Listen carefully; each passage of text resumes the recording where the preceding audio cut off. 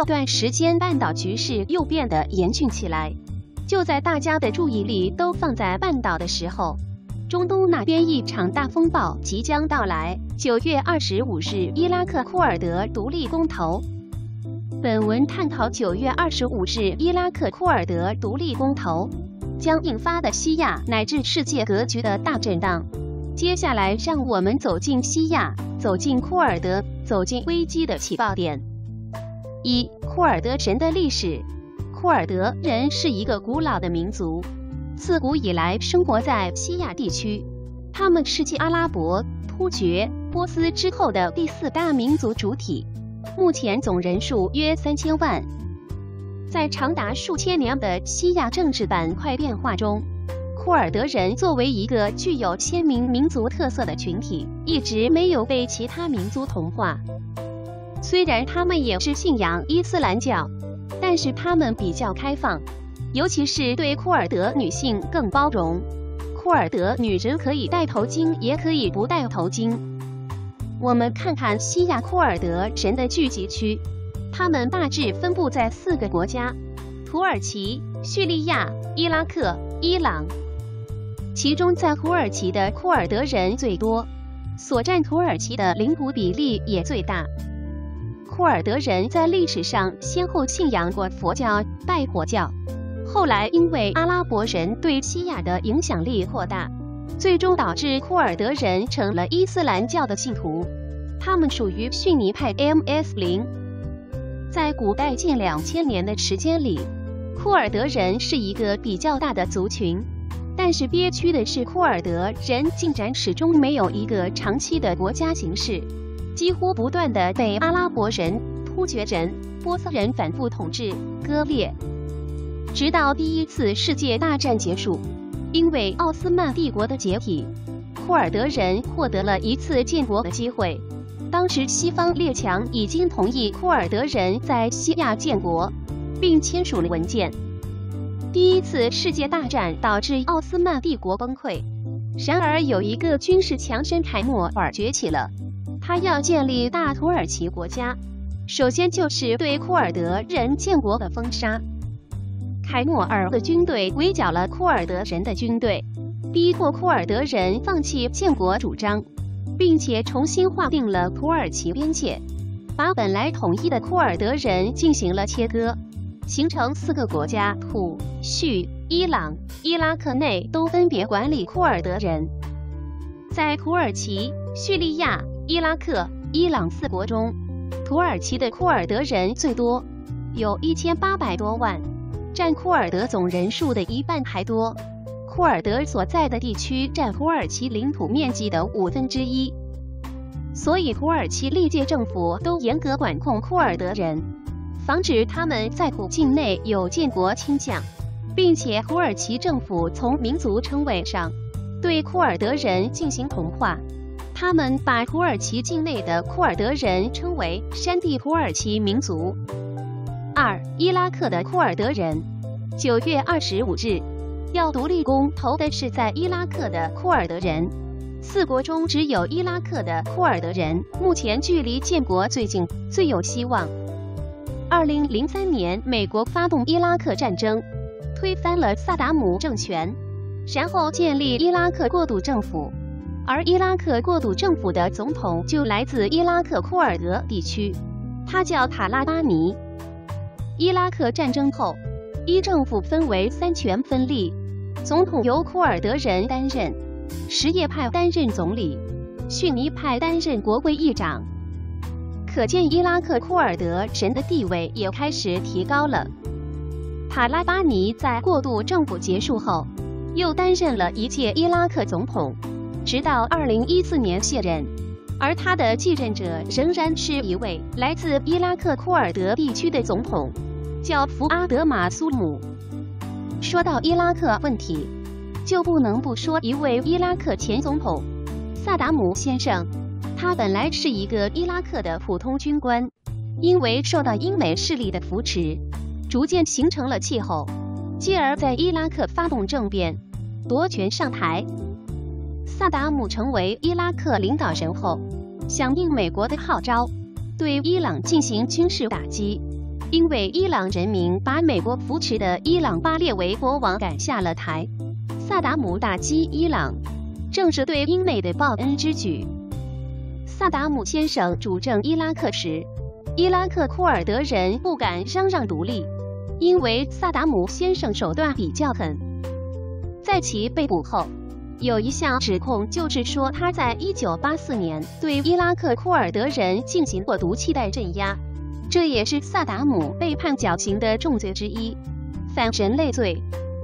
所以，当2003年美国发动伊拉克战争，并推翻萨达姆政权时，整个伊拉克库尔德地区都沸腾了，人们欢呼雀跃，喜迎美国大兵。3. 库尔德地区的重要性。首先看它的石油资源，土耳其唯一的特大油田正好在库尔德地区。伊拉克的库尔德地区也是石油重镇，包括基尔库克，此地不属于库尔德人，是库尔德人强占的。叙利亚是一个贫油的中东国家，唯一有点石油的地方就是叙利亚库尔德人所在地。伊朗的库尔德地区也有不少石油，可以这么说，如果库尔德人建立自己的国家至库尔德斯坦，这将会是一个富得流油的国家。任何地缘政治的动荡都离不开大国的角力。我们看距离中东最近的大国俄罗斯，俄罗斯可以说近年来在中东地区顺风顺水。伊朗是俄罗斯的长期盟友。伊拉克在萨达姆倒台后，什叶派掌权，也开始倒向伊朗，顺便倒向俄罗斯。土耳其本来和俄罗斯是世仇，但是因为俄罗斯帮土耳其总统埃尔多安挫败军事政变，所以土耳其也拜倒在俄罗斯的石榴裙下。叙利亚就更别说了，没有俄罗斯就没有叙利亚的现在。毫不夸张，整个四国都倒向了俄罗斯。起先，俄罗斯构建了一个什叶派新月之湖，土耳其是这个新月之湖的最大威胁。但随着土俄关系的全面改善，这个新月之湖的威胁完全解除了。而美国担心退出中东的大国群力吗？当然不会。在这个新月之湖的中心地带就是库尔德人聚居区，如果伊拉克库尔德人建国成功，将会对这个什叶派新月之湖构成战略威胁，因为库尔德人是逊尼派 MS-0， 属于自然屏障。4. 各国的反应。对于9月25日伊拉克库尔德地区的独立公投，目前世界上只有以色列公开支持。9月13日，以色列总理内塔尼亚胡表示，以色列支持伊拉克库尔德人建立独立国家。以色列为什么支持库尔德人独立？因为在历史上，以色列或者说犹太人与库尔德人保持了长期的关系。有一支犹太人就被称作库尔德犹太人。库尔德人分布在不同的国家，一直想独立建国，并与各自国家的中央政府发生多次武装冲突。而以色列也受到大部分阿拉伯国家敌视。库尔德人和犹太人可以说是同病相怜，所以两者一直保持长期联系。而众所周知的是，以色列是美国在中东的最铁盟友，以色列的态度代表了美国的态度。下图是9月16日，在伊拉克库尔德自治区的首府埃尔比勒的集会上，集会群众同时挥舞库尔德斯坦旗帜和以色列国旗。对于伊拉克库尔德公投独立，伊朗、叙利亚、伊拉克中央政府强烈反对。伊拉克议会9月15日解除基尔库克省长的职位，因为这个省长宣布参加伊拉克库尔德地区的独立公投。基尔库克并不属于伊拉克库尔德地区，它是被库尔德人靠军事力量强占的，因为该地有储量巨大的油田，战略价值可见一斑。2. 伊拉克副总统努里马利基9月17日会见美国驻伊拉克大使，明确表示不会允许伊拉克库尔德地区变成第二个以色列。2. 伊拉克最高法院9月18日下令暂缓库尔德斯坦自治区原定于25日举行的独立公投，以审查公投是否合宪。3. 伊拉克库尔德自治区政府9月23日重申，25日，库尔德自治区独立公投将如期举行。对于伊拉克库尔德公投独立，土耳其要比伊拉克更紧张，因为土耳其境内的库尔德工人党一直在暗流涌动。虽然库尔德工人党的领导人厄贾兰被捕后，呼吁土耳其工人党放弃武装斗争，但如果伊拉克库尔德人真的建国成功，势必极大地鼓舞其他国家的库尔德人闹独立，乃至期望并入统一的库尔德斯坦。9月18日，土耳其军队在与伊拉克的边境地区举行大规模军事演习。土耳其军队出动了100辆军事车辆参加演习，其中大部分是坦克，也包括一些携带导弹和榴弹炮的车辆。9月23日，土耳其议会批准延期在伊拉克和叙利亚驻军1年。土耳其是真恐慌了，土耳其不怕极端组织，就怕库尔德地区独立。俄罗斯的反应。9月15日，俄罗斯新闻发言人玛利亚·扎哈诺娃在新闻发布会上宣布，俄叙联军已经成功渡过幼发拉底河，并在对岸建立了阵地。幼发拉底河的另一侧，正是叙利亚库尔德人的根据地。9月15日，俄罗斯、土耳其、伊朗3国在哈萨克斯坦举行了第6轮阿斯塔纳和谈。三方就在叙利亚设立第4个冲突降级区达成重要协议。此时大张旗鼓的开会，很有可能就是库尔德人一旦独立建国，研究与其开战的方案。9月22日，俄罗斯国防称，叙利亚超过80%的领土已经被收复，但从近期的表现来看，叙利亚仍然面临着被肢解的可能。中东地区的库尔德人就像一个楔子插进了叙利亚、土耳其和伊拉克的国土中，而库尔德武装从来没有放弃寻求独立的脚步。美国的反应。目前大势已去，美国在叙利亚只剩下库尔德建国这一张牌了。启用首个驻以色列的军事基地。9月18日，美军首次启用在以色列的永久性军事基地。此前虽然在以色列一直有美军基地，但是为了不刺激阿拉伯人的神经，美国一直封存这个美军基地。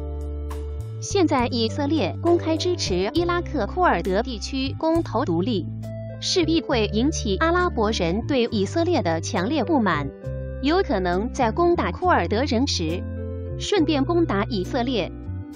所以美军在这个关键时刻决定启用以色列的美军基地，这就是在给以色列人撑腰，在给库尔德人壮胆。捣乱东亚局势。同样在9月18日，美国国会议员呼吁21个国家与朝鲜断交，并建议联合国把朝鲜驱逐出去。9月19日，特朗普在联合国叫嚣彻底摧毁朝鲜。9月23日，美国国防部说，美军多架战略轰炸机在战斗机的护航下至朝鲜以东上空飞行，抵达本世纪以来美军战机飞抵的朝韩非军事区最北端。这么做的目的是什么？为了减轻伊拉克库尔德地区公投的压力，美国加大了在半岛的紧张局势，目的就是激怒朝鲜，诱使朝鲜主动发起战争。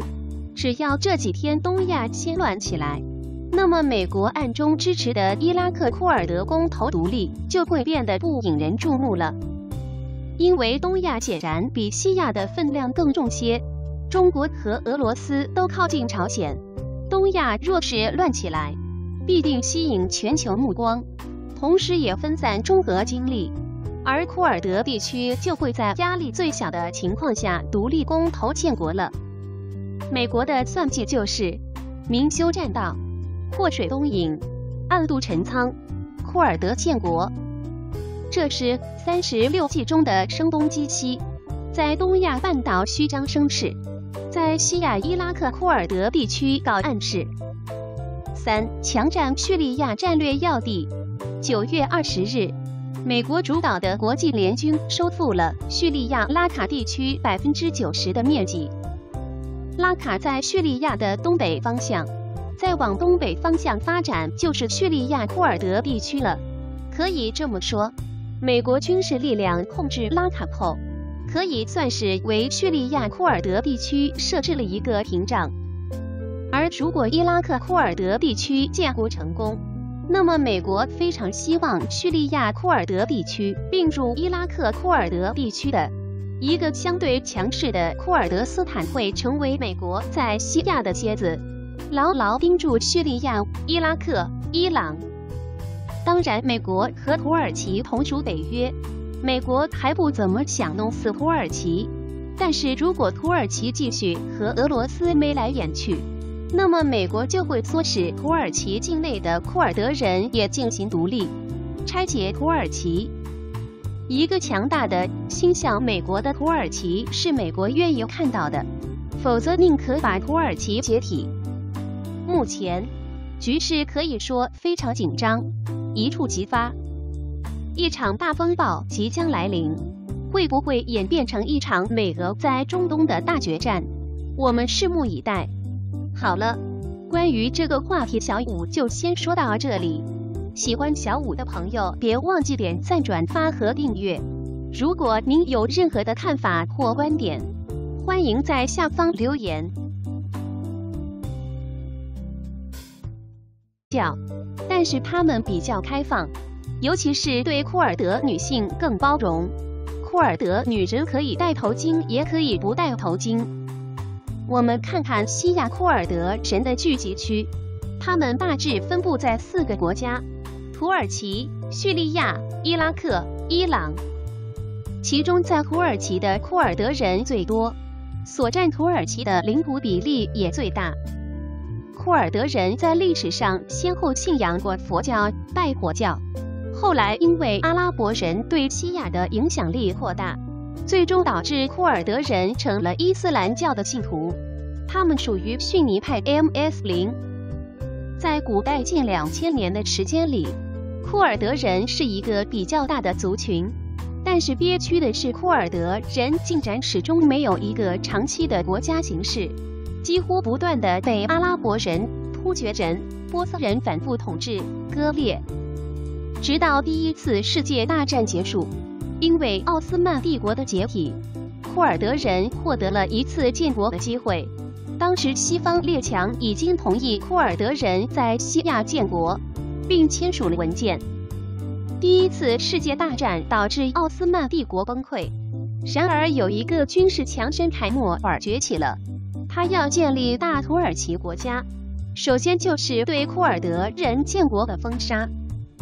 凯末尔的军队围剿了库尔德人的军队，逼迫库尔德人放弃建国主张，并且重新划定了土耳其边界，把本来统一的库尔德人进行了切割，形成4个国家：土、叙、伊朗、伊拉克内都分别管理库尔德人。在土耳其、叙利亚、伊拉克、伊朗4国中，土耳其的库尔德人最多，有1800多万。占库尔德总人数的1半还多。库尔德所在的地区占土耳其领土面积的1/5，所以土耳其历届政府都严格管控库尔德人，防止他们在土境内有建国倾向，并且土耳其政府从民族称谓上对库尔德人进行同化。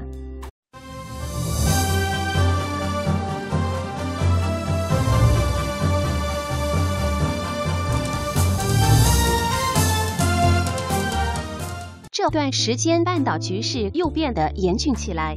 就在大家的注意力都放在半岛的时候，中东那边一场大风暴即将到来。9月25日，伊拉克库尔德独立公投。